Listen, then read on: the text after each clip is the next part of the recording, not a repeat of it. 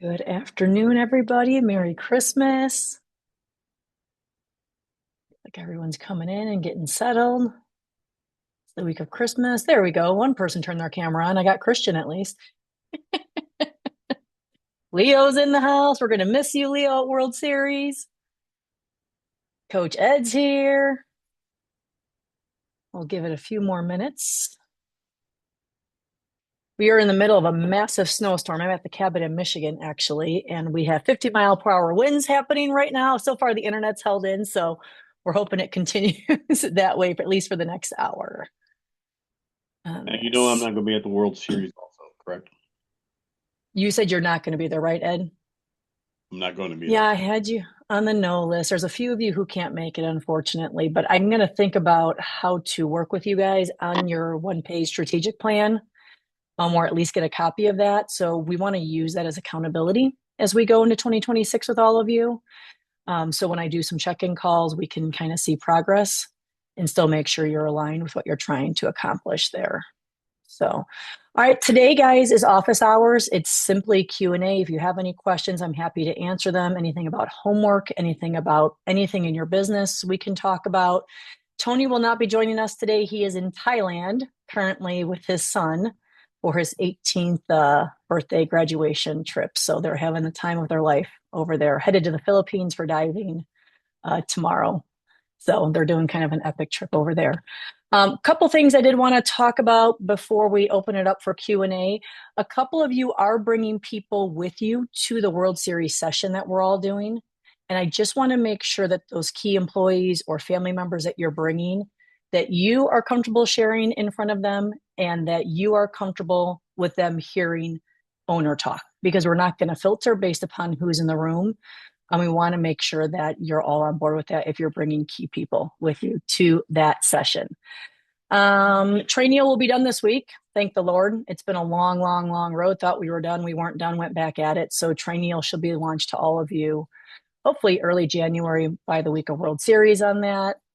And then our office visits will be locked in by World Series. So we'll get those out to you hopefully when we see you, or via email if you are not able to join us. So that's kind of our homework there. All right, it is now open for Q&A. I'm surprised with the turnout given the week of the year that it is between Christmas and New Year's. You guys can just unmute and ask the questions, or you can throw them into the chat if you want. Let me see if we have anything coming down there in the chat. Of course, right now our puppy's decided to go berserko on me, who's trying to jump on me and be on the camera. Well, let's see the puppies. Well, let's see if we can get her to come back up here. This is the one that we accidentally rescued that we did not mean to rescue. Come here, Mags. You gonna make your debut? Come here. Come on. So she's a Belgian. Leo met her on our call that we did. A Belgian Malinois. She's a year old. She was adopted in Wisconsin. Then she escaped the new owners, and Tony helped trap her and get her home. And then they said they didn't want to keep her. They were too afraid she was going to run away again. So this is our fifth dog in our life because that's what we need. Especially a puppy with our two old guys who are, 12 and 13 years old. So, yeah, if she's here popping around, you can just ignore her, but we'll get her off now.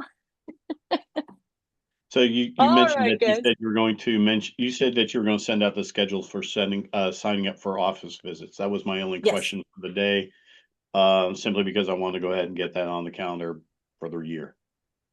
Yeah, what we're trying to do is buddy you guys up because we're not having all of you guys come in together. So I need to go review my notes on each of your offices because I did an intake with each of you and try to get you guys into groups of 3 to 4 offices of similar wants and needs. And then from there, we'll kind of give you guys a couple different options on dates so you guys can get those locked in. And once again, we're obviously allowed to bring our staff. Is that correct? Yeah, we're trying to say, hey, don't bring your whole staff if you have like 8 people because it will kind of overwhelm the group setting on that. So I know when I talked to a lot of you, I said, hey, if you have some key employees, go ahead and bring them. It will be similar to World Series. There's going to be owner talk, discussion, profitability, those types of things. So making sure that you're comfortable with those people hearing that type of conversation. But for you, Ed, bringing like Brittany, your daughter, would probably make a ton of sense Okay, cool. Thank you. for sure on that. And we can kind of talk through those situations. If you guys say, hey, I want to bring this person, here's who they are and what they do, I can help guide that too. with all of you. Mr. Devin's in the house. Devin, are we going to see you at World Series? You were on You my list. you sure are. Plan Oh, on me. perfect. I figured I was going to see you. Yeah, glad to be here. And just you, Devin, for World Series? Yes, for our office. Okay. Yep, just me. Okay. Thanks. Perfect. Thanks. And I don't think is Josh Wells on. I feel like I haven't seen him pop up yet. And Stewart. Those are my last two that I need to know about for World Series, but I'll ping them separately. All right, Mr. Christian, you have a question. Holding employees accountable or giving them additional responsibilities. How are you teaching, training, and doing? Are you using Trainual, a Salesforce process? How do you train them to also critically think like an advisor and anticipate our needs on that? Christian, do you want to add any color to that question before I jump into it? I'm assuming you're probably Yeah, doing some restructuring. well, again, I ran operations for the last 5.5 years, and I'm trying to not do any of it. But at the same time, we do case prep every week, but Yeah.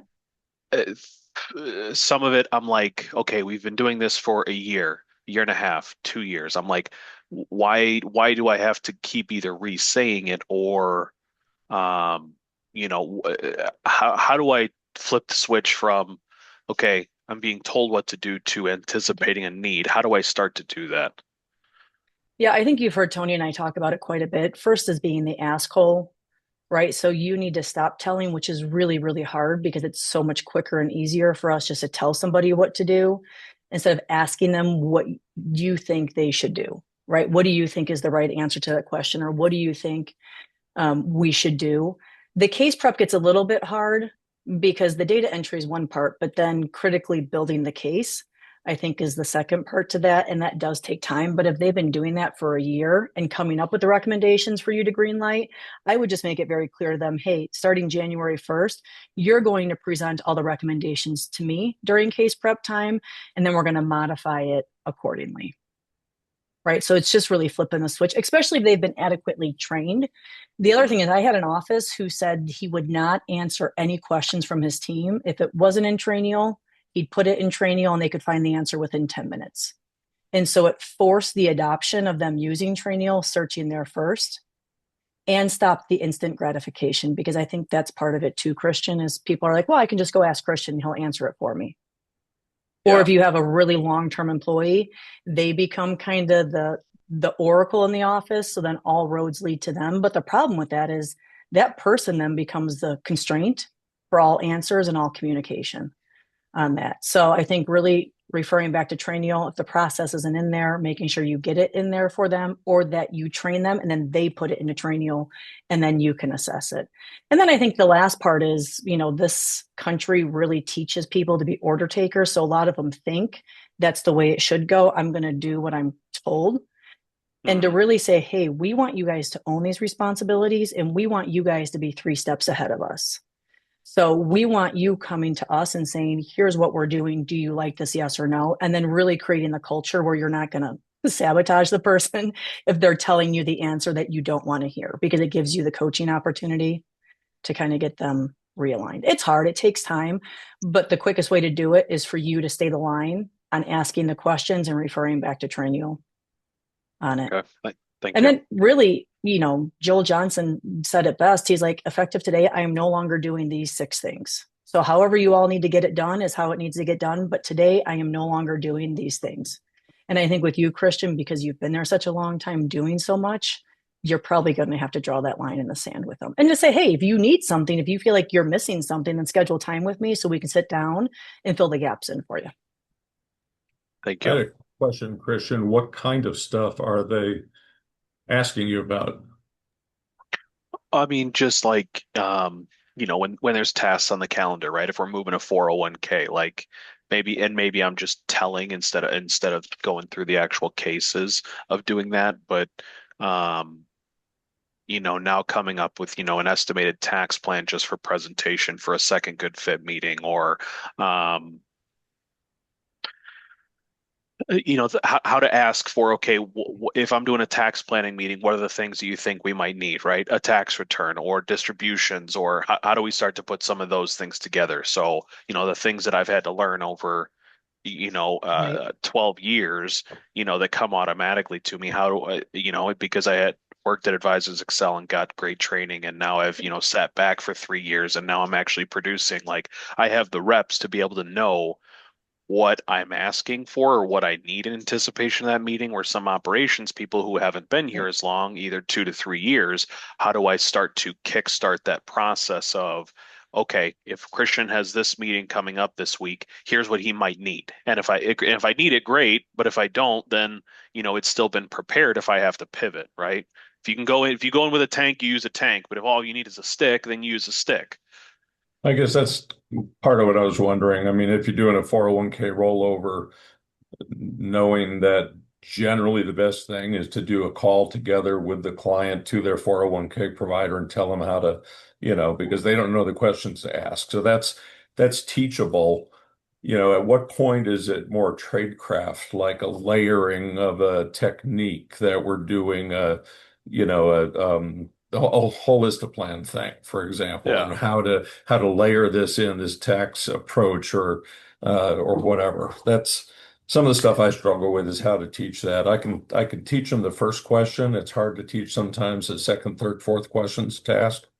hmm The Well, best way to do that, like, oops, and even go ahead. sorry, and even like the case prep, like, why did I use one annuity over another annuity, right?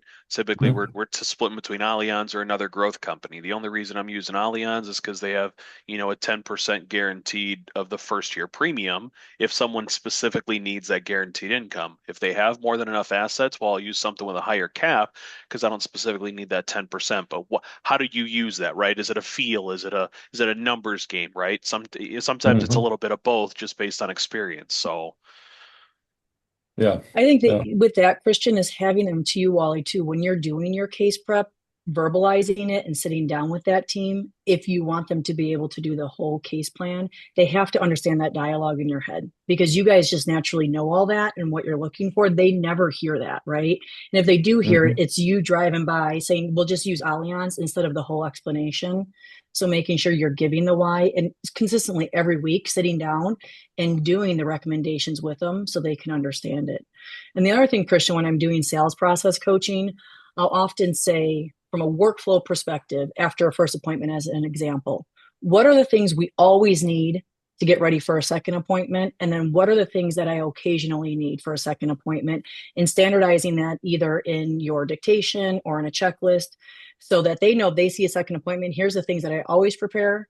And then here are the optional things. And you would note in some form or fashion, dictation, task, the optional ones that I need are Social Security or a tax plan, but I always need retirement analyzer. I always need, a fee assessment done.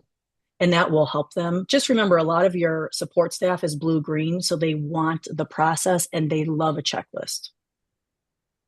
yeah, we have some of that. But I think the things of what are some guaranteed need every time, sometimes I think that's Yep. that's something that we Yep. can put in as well.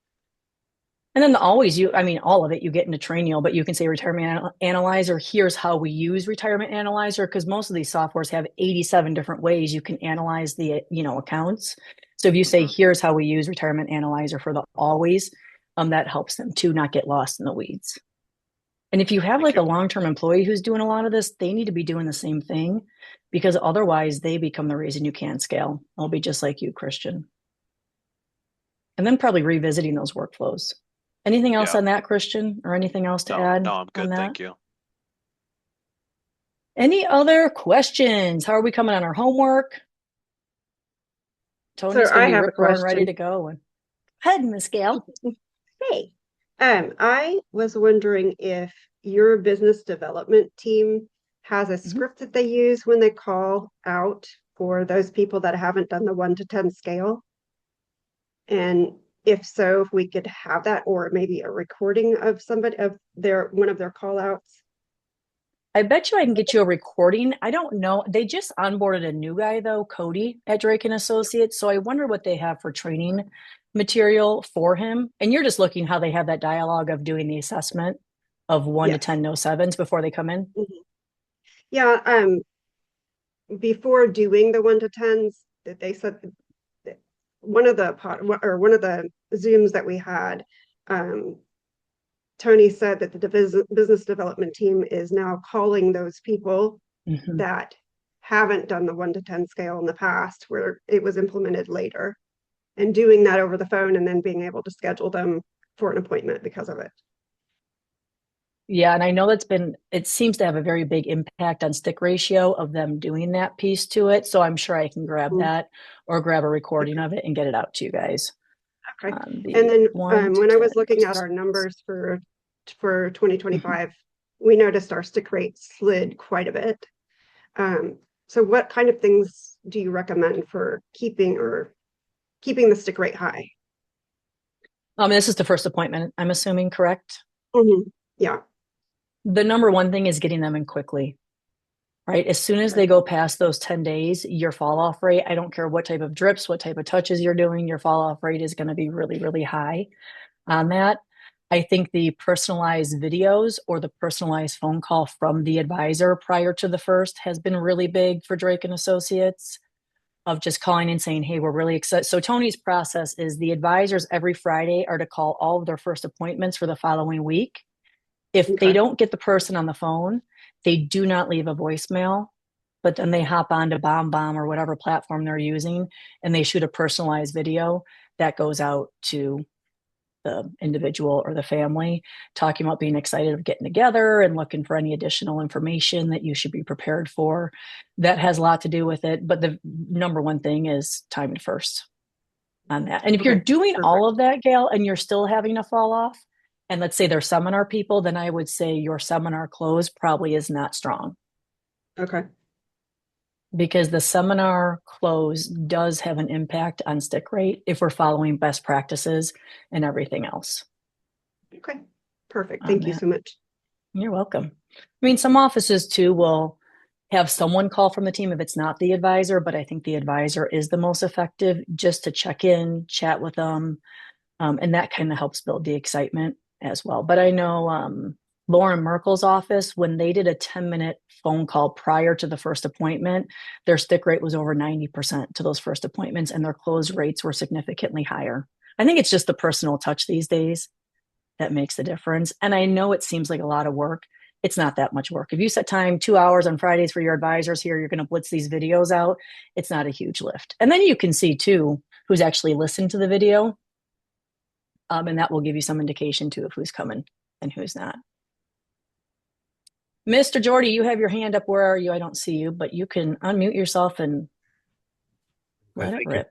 Just There you are. on that note with the personalized advisor calls, do you have knowledge of anybody who's doing that where their first meeting itself is a phone call? That's been some of the feedback we've got from our advisors as well. That's going to be weird if we call them as a pre-call to a phone call. I don't know. So just wanted to run that by you. I know, and it always makes me laugh. The advisors are just such fickle creatures on that. No, it should make their closing and their stick rate go substantially higher. I believe on the DBR, I think Merkel's 10-minute phone call script is out there on the DBR of what to talk about. And guess what? If they talk about all the things they're going to talk about in the first appointment, it just gives you more time to prepare and have deeper conversations around those things. Awesome. Thanks. I'll go look for that.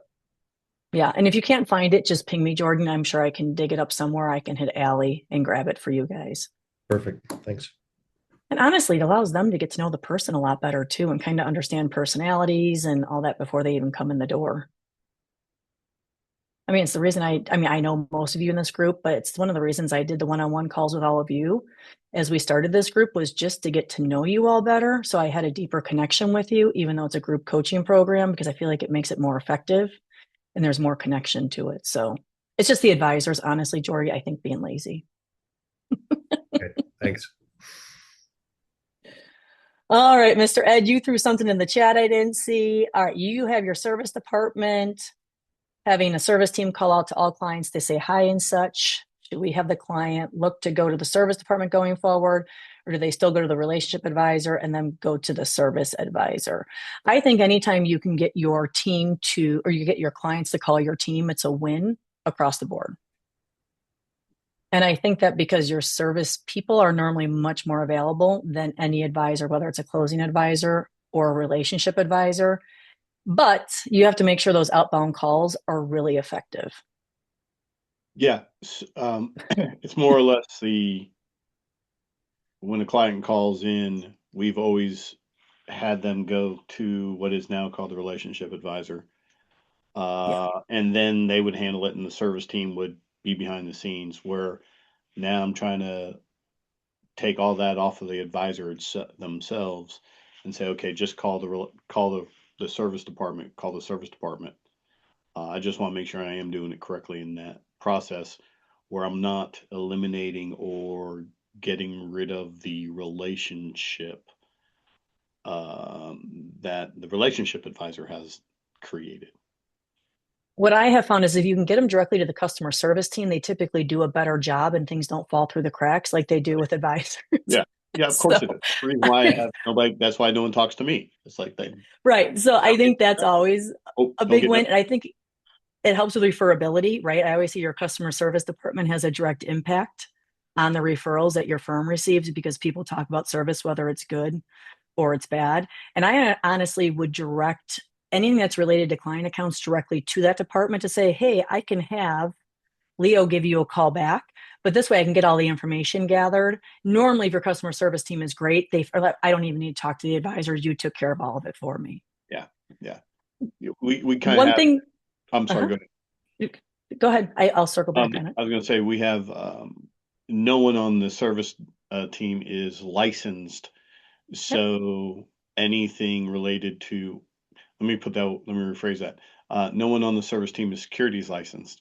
Correct. So anybody that's talking about any kind of Executing security for their trade. investments or something like that, they immediately go, I apologize. That is above my pay grade. Let me make sure I get such and such on the phone with you. Let's go ahead and schedule that telephone call, and we use Calendly to schedule a 30-minute phone call or something like that. Yeah, and I think too, your customer service team can still dig into more of that question. Are they liquidating something specifically, or are they just trying to get money out, right? So they say, hey, I just need $10,000. Then, okay, great. I'm going to take this, go sit down with your relationship advisor. They're going to figure out the best plan, and then I'll be back in touch with you on what they recommended, right? So that way, at least they're still getting all the information.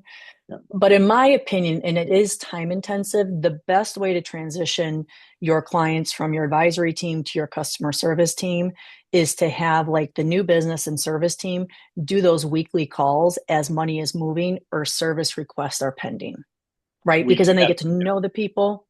So yeah, then your transition should be easier because if your clients never know about your client service people and they don't go to client events and they're never talking to them, they're like, who is this? Because we all think customer service people are incompetent because of our own experiences, right? In the world of yeah, just trying to deal with yeah. customer service.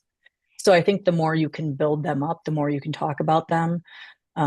Just make sure you said they are going to do outbound calls to just say hi, right? Well, I'm having them do outbound calls to say, hi, this is such and such. Ed want me to give you a telephone call to make sure all your service issues have been met for this year or going forward, depending on when they hit them. So if they've already worked with them as far as we've brought money in or they know who they are, there's this one little script says, so how's everything going? What can we do for you? Are the kids? Are you getting our information? You know, the Right. standard operating Yep. thing. Yep.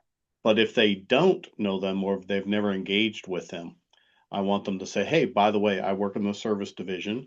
If you ever need anything with this, that, and the other stuff, feel free. And I've given them a whole script and written it all out, and so they Right. can follow it. But I just want to make sure that they're following back on the idea. So, well, Ed, want to make sure that we give you a call, and our team is here to help service you. Blah blah blah. If you need anything, just feel free to ask for us. And I think anytime you can take your name out of it, Ed, the better. Okay. Right. If you can talk about the other advisors or who their advisor was, it's even better because it makes it less ed centric. And I think the majority of you are trying to get away from being yourself centric on that. So if you can just diversify that a little bit, I probably would just consider that one little tweak and then role play with them because sometimes, especially if they're young, they are really awkward on the phone, you guys. Yeah. Yeah. Yeah. They Awkward. are. I mean, Allie from Merkel's office talked about, they role play what to do when a client calls in and they've experienced a death in the family because she said most of her people just were not experienced at their life with dealing with that. And it became really weird. So role play with them and they'll hate it. And normally I want to, I'm asking, second question into this.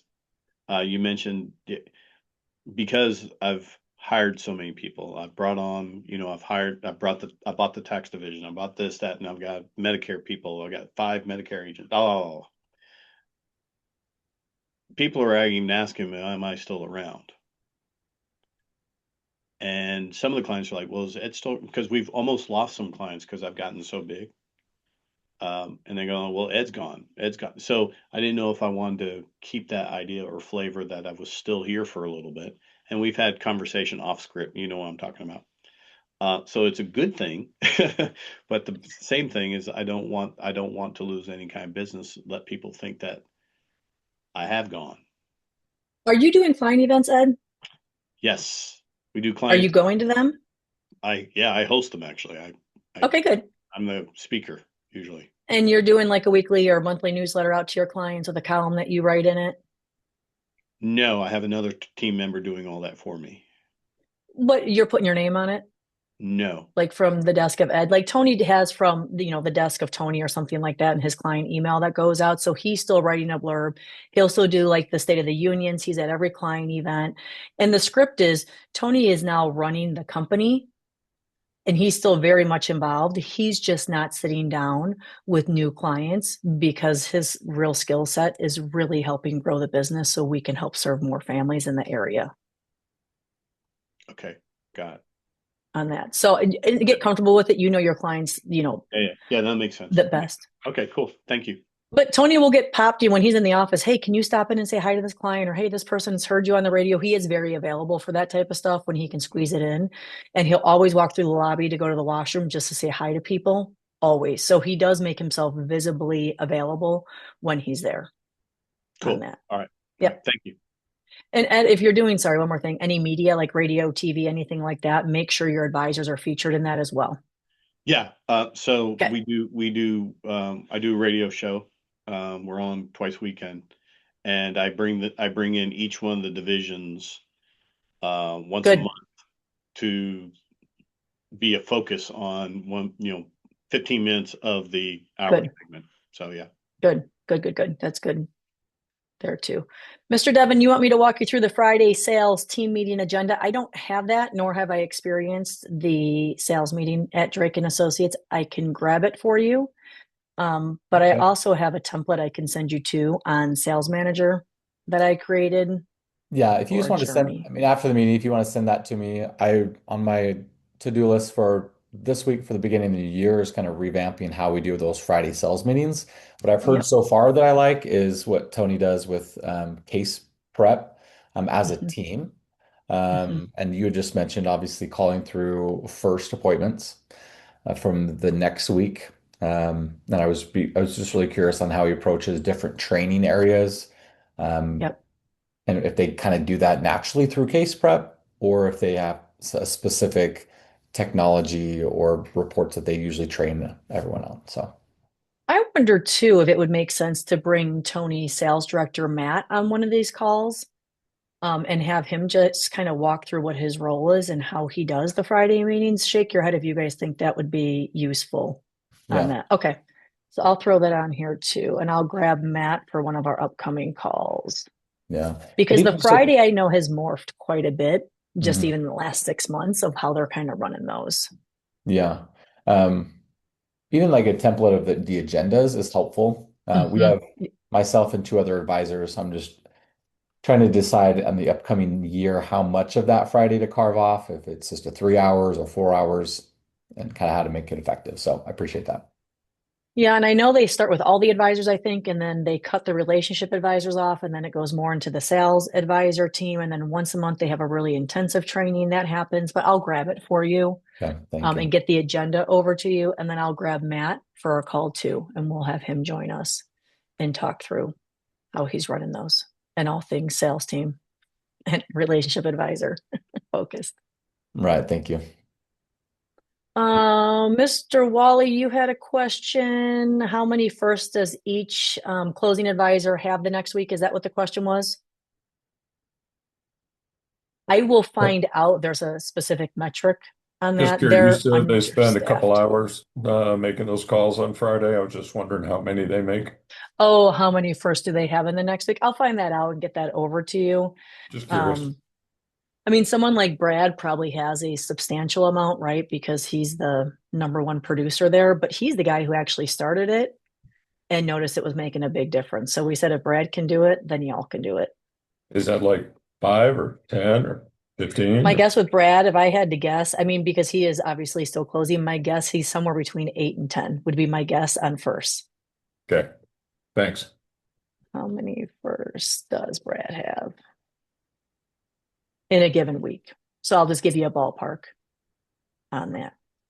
I mean, the other thing, Wally, is you can pull up stick ratio, like Gail was talking about to first, right? And to say, hey, 35% of our first appointments aren't showing up. If we do this Yeah. really quick process, and it's like any producer, right? Just seems like such a lift, and I don't know how to do it. It's going to take so much time. And some advisors want to be a perfectionist about it. So they'll shoot that video 15 times, and it does end up taking like 4 hours. And if that's the case, then they need some serious coaching, because honestly, the more casual it is, the more effective it is. Seems like a very simple thing to try with big potential. I'm going to try to grab one of Brad's videos. I know we have one floating around somewhere of that pre-first appointment and send it to you guys so you can actually see it. Then you can use that with your sales team as well. On that, so that way you'll have it. Pre-first appointment video. All right. Any other questions? Anything top of mind? Hey, Gina. Hi, Leo. Would it be inappropriate on this like forum, I guess, to ask a question about AE call care? No, and I think honestly, you might be able to get some feedback from the whole group on it too. Okay, great. So Yep. we're using AE call care for the first time to call like a bunch of leads from like the past quarter specifically to start going into January. So warm And leads. they actually didn't have a lot of feedback, so I wanted to get feedback from the guys and girls whether you guys just use like have them just call through the list, or do you guys use where they have them call them 3 times? And if there's been a like a massive difference in between the two, I'd appreciate any feedback at all. Anybody on here using call care? You might not get feedback from the group if no one else is using it. Devin's a no. It doesn't look like anyone's. You know what I would do? Leo, are you on the AE Insider Facebook group? Oh, you're muted. Sorry. Yes. I couldn't. Yes. Okay. Yes. I would throw it out there because I think that's where you're going to get the most answers Oh, look, from somebody it. just said My Scott experience. Tucker had a post about it recently. Okay. Perfect. And what my feedback on call care is they are really effective when they follow their process, not when you guys try to hijack their process. So I've had some offices where they really try to modify what call care is doing and who they're calling and the scripts that they're using, and it doesn't seem to go really well. So if you're going to use call care, my experience and feedback has been let them do what their best practice is to get the best result. But I would also tell you, Leo, right now it's probably going to be a bit slow just because it's the holidays and everyone's distracted. Yep. So I would have them recall in January because you might find some traction. Oh, there. we were starting in January. They haven't called yet. They Oh, said they haven't called yet. Yeah, because it was So, but Gordy, I'll log on to the doom that is Facebook and look for that Scott Tucker post. I appreciate you, man. I'm not a Facebook person either, but I'll tell you that AE Insider group, if you can, filter through a couple of the people who just are ridiculous, there's normally a ton of great stuff that's out there. If you can steer clear of some of the politics.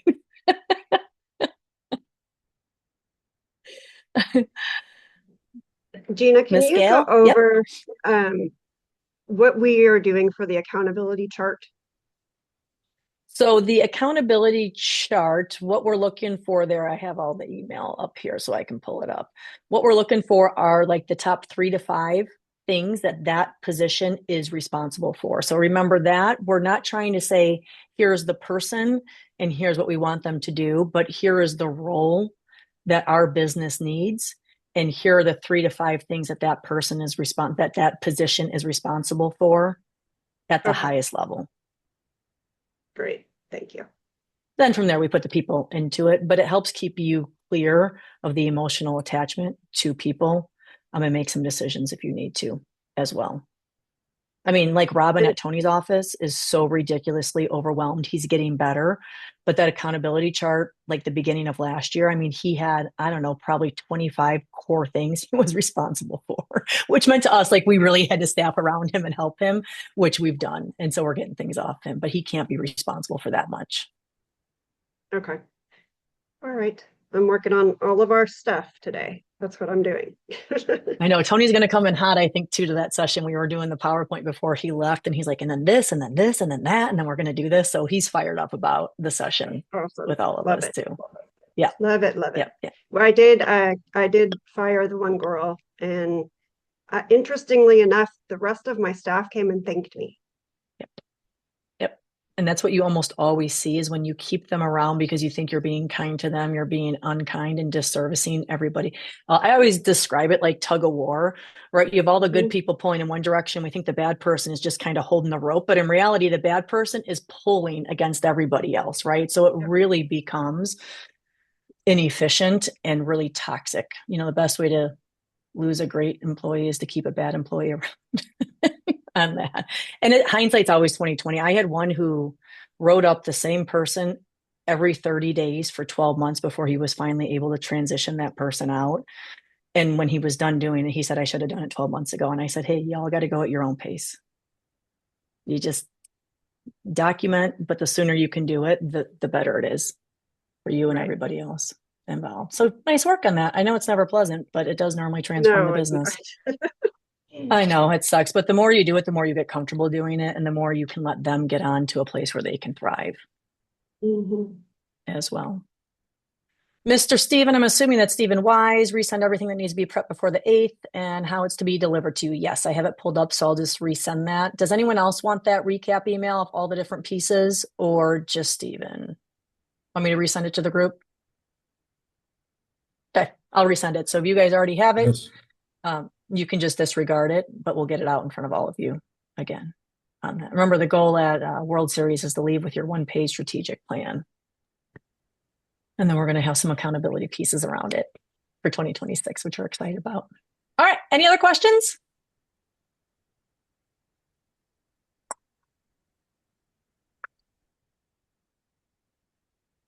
All right, guys.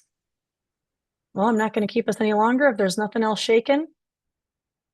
We are not going to see you next Monday because that is the week of World Series. So we will see you all that Thursday at 8 a.m. I'm working on the fine details with AE on kind of where we're going and the room and all that. So I'll circle back with you guys on that as soon as I know, as well as ground transportation. I haven't heard on that. Have you guys gotten Uber certificates for transportation for World Series? I'm assuming they're not doing that.